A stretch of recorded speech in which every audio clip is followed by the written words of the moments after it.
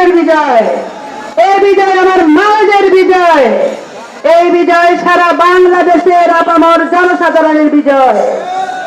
আজকে আপনারা যেখানে আমাদেরকে দাওয়াত দিয়েছেন, আমাকে মনে করেছেন, আমার মতো মানুষকে মনে না করলেই না, কিছু আসবে যাবে না, কিন্তু আমরা অনেক কিছু ভুলে যাব না।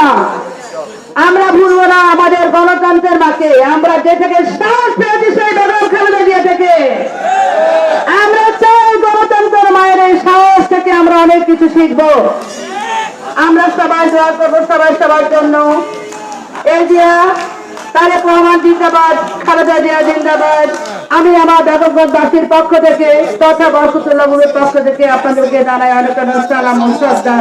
যারা এখানে বসে আছেন, আমার অনেক শ্রদ্ধার, আমার অনেক স্নেহের সামনে আমার অনেক স্নেহের মুখগুলো আমি আজকে চিনি না সবাইকে।